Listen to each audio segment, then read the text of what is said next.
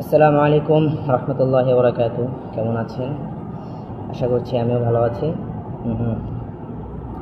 আপনারা লাস্ট আমার পেজে যে পোস্টটা দেখছেন সেটা হয়তো অনেকে মনে করতেছে যে এটা অন্য কেউ পোস্ট করছে, সেটা আমি পোস্ট করছি। এবং এই উদ্যোগ যে জিনিসটা চলতেছে আর কি, এই ঝামেলাটা যে কলরবের জিনিসগুলো, কলরবের যে সংগঠনটা, এগুলো পুরোপুরি লিখে নেওয়া হয়েছে। এই বিষয়টা অন্য কেউ ষড়যন্ত্র করতেছে না, এটা সরাসরি আমাদের ফ্যামিলি থেকে, আমার আম্মু, মামা, চাচা, মানে এরা নিজেদের ভিতরেই। এখন আমি কখনো লাইভে আসিনি, এই জন্য হয়তো বা একটু কথায় ভুল হইতে পারে, সবাই ক্ষমা দৃষ্টিতে দেখবেন। তো আজকে আমি কিছু প্রশ্ন নিয়ে আসলাম। অনেকে বলতেছে যে গালিব, তুমি ভুল পথে হাঁটছো, যারা তোমাকে এতদিন বড় করলো, এত কিছু করলো, তাদের সাথে তুমি এরকম ব্যবহার করতেছো।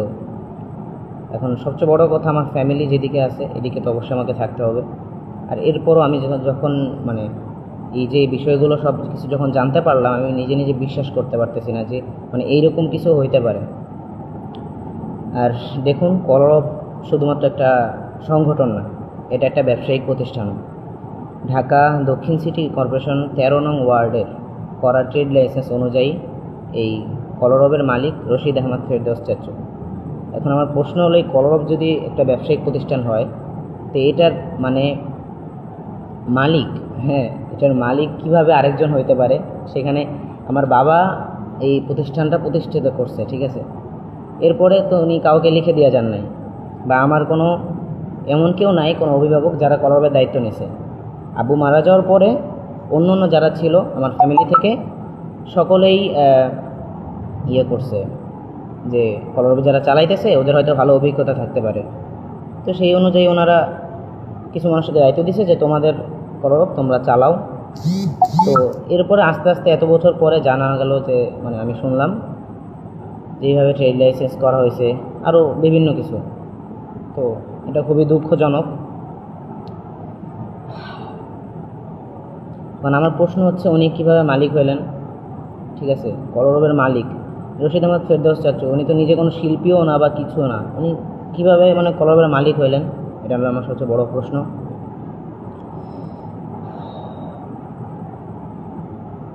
আর আব্বু বেঁচে থাকতে কলরবের প্রযোজনা অনেকগুলো অ্যালবাম হয়েছিল। ব্যবসা প্রতিষ্ঠান না হলে প্রযোজনা কিভাবে করে? B2M কোম্পানির সাথে আমার বাবা আইনুদ্দিন আজাদ রহমতুল্লাহ আলাইহি কলরবের এমডি হিসেবে স্বাক্ষর করেছিলেন। তো একটা সংগঠনে কোনো এমডি হয় না, যেহেতু আব্বু এমডি হিসেবে স্বাক্ষর করেছিলেন, এর মানে এটা একটা ব্যবসায়িক প্রতিষ্ঠান, এটা আপনাকে মানতেই হবে। আর কলরবের অনেকের কাছে শুনতেছি যে কোনো সংগঠনের আবার এমডি হয় নাকি, এটা তো ওনাদেরই কথা। তো সংগঠনের কোনো মালিক হয় না, নেতৃত্ব বদলাতে থাকে। কিন্তু আমার বাবা তো এটাকে সংগঠন, শুধু সংগঠন রাখেন নাই, ওখানে সুরকেন্দ্র নামে ছিল, আর অনেক কিছু ছিল। তো সব কিছু মিলে একটু নার্ভাস, ঠিক আছে, একটু সমস্যা হচ্ছে। আর আরেকটা প্রশ্ন, হলিটিউন যে কলরবের চ্যানেলটা আছে, এটা আসলে আমি শুনলাম যে কলরবের সাথে নাকি হলিটিউনের চুক্তি হয়েছে। বিষয়টা আশ্চর্য, আপনাদের কাছে নাও লাগতে পারে। এখন হলিটিউনের সাথে কলরবের কীভাবে চুক্তি হয়? হলিটিউন তো কলরবের ইউটিউব চ্যানেল, তাই না? কিন্তু ভিতরে ভিতরে দেখেন এই ইউটিউব চ্যানেলের মালিক নাকি বদরুজ্জামান চাচু। মানে খুবই আশ্চর্যজনক বিষয়। হলিটিউন থেকে যা ইনকাম হয় এর থেকে 30% কলরবের ইনকাম, আর বাকি 70% হলিটিউনের। মানে হলিটিউন কি? এটা কলরবের বাইরে কিছু, এটা আলাদা একটা প্রতিষ্ঠান যেটাকে বদরুজ্জামান চাচু নিজে প্রতিষ্ঠিত করছে।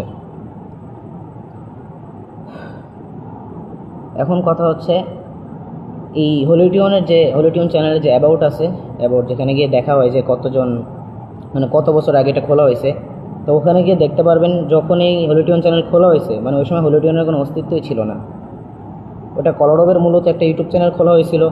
কলরবে যখন যে কোনো অনুষ্ঠানে যাইতো, তখন তো একটা নতুন মার্কেট, মানে কলরবের একটা ভাইরাল হওয়ার একটা সময় ছিল। তখন অনেক মানুষ কলরবকে চিনে। আবু মারা যাওয়ার পরে অনেকের চোখে পড়ছে এটা যে কলরব নামে একটা সংগঠন আছে, অনেক ভালো গজল গায় বা এরকম কিছু, বাংলাদেশের ফার্স্ট টাইম। তো ওখান থেকে এরকমভাবে সব ছড়ানো হতো যে ইউটিউবের ভিতরে আমাদের এমন এমন ইউটিউব চ্যানেল আছে তো ওইটার লিঙ্ক সবাইকে মানে বলে দেওয়া হতো যে এটার নাম এটা, এই সবাই ঢুকে ঢুকে সাবস্ক্রাইব করবেন। তো সবাইকে কলরবের চ্যানেল বলে সাবস্ক্রাইব করানো হয়েছে, কলরবের চ্যানেলও ছিল, কিন্তু পরবর্তীতে এটাকে নাম চেঞ্জ করে হলিউটন রাখা হয়েছে। ভালো কথা, নাম তো চেঞ্জ করাই যাইতে পারে, কিন্তু হলিউটন রাখার পরে এখন শুনতেছি যে হলিউটনের মালিক মানে আরেকজন, মানে হলিউটন একটা অন্য একটা কিছু যেটা কলরবের সাথে চুক্তি হয়েছে। তো এটা আপনাদের কাছে মানে কার কি মনে হয় আমি জানি না, আমার কথা ভুল হইতেছে কিনা ক্ষমা দৃষ্টিতে দেখবেন।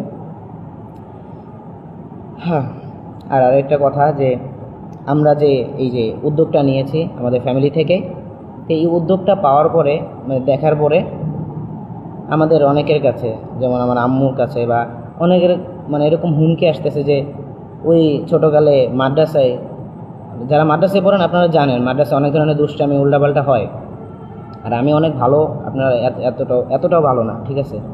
যেহেতু আমি